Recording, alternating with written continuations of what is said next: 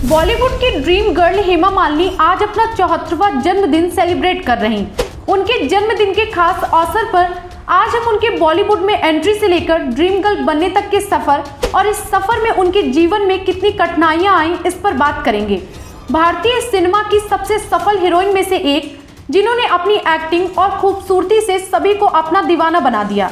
इनका जन्म हुआ 16 अक्टूबर सन 1948 में, जगह अम्बानकुड़ी जो कि तमिलनाडु में है। माता का नाम जया लक्ष्मी और पिता बीसीआर चक्रवर्ती।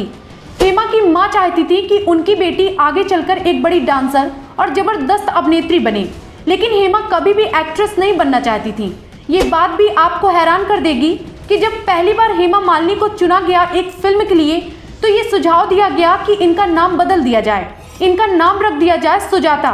हेमा मालिनी का परिवार इस बात को सुनकर बहुत दुखी हुआ था और तब वो हुआ जिसका ना तो हेमा मालिनी को अंदाजा था और ना ही उनके परिवार को।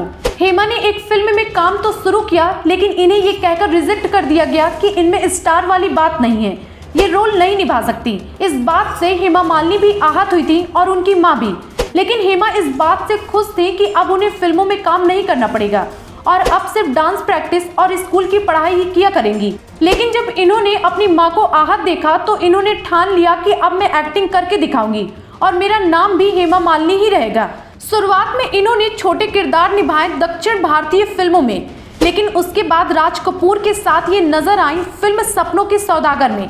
इस फिल्म के लिए हेमा ने राज कपूर को स्क्रीन टेस्ट भी दिया था। टेस्ट के दौरान राज कपूर ने अपने दोस्तों को स्टूडियो में बुलाया और कहा कि इस लड़की को देखिए, ये एक दिन बहुत आगे जाएगी। जबकि ऑडिशन के दौरान ही हेमा ने साफ कह दिया था कि उन्हें एक्टिंग की ज्यादा जानकारी नहीं है।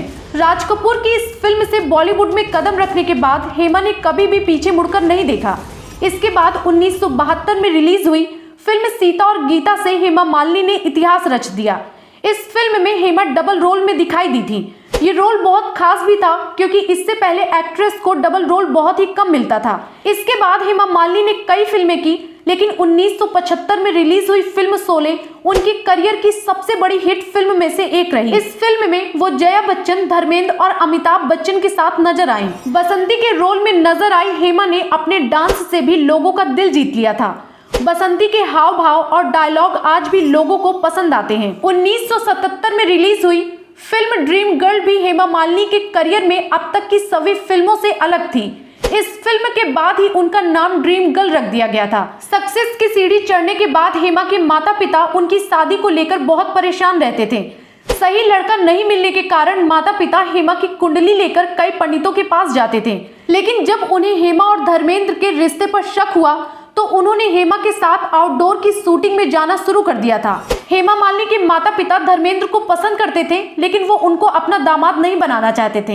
हेमा मालिनी के माता पिता ने हेमा की शादी जितेंद्र के साथ फिक्स कर दी थी। शादी की डेट भी तय हो गई थी। इस दौरान जब धर्मेंद्र को पता चला कि हेमा की शादी हो रही, तब वो फिल्मी अंदाज में जाकर शादी रुकवा देते हैं। इसके बाद 1980 में दोनों की शादी होती है। फिल्मों में काफी नाम कमाने के बाद हेमा मालिनी ने राजनीति में रुख किया।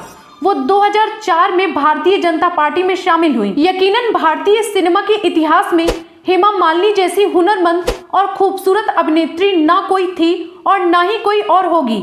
आपको ये स्टोरी कैसी लगी कमेंट बॉक्स में जरूर बताएं।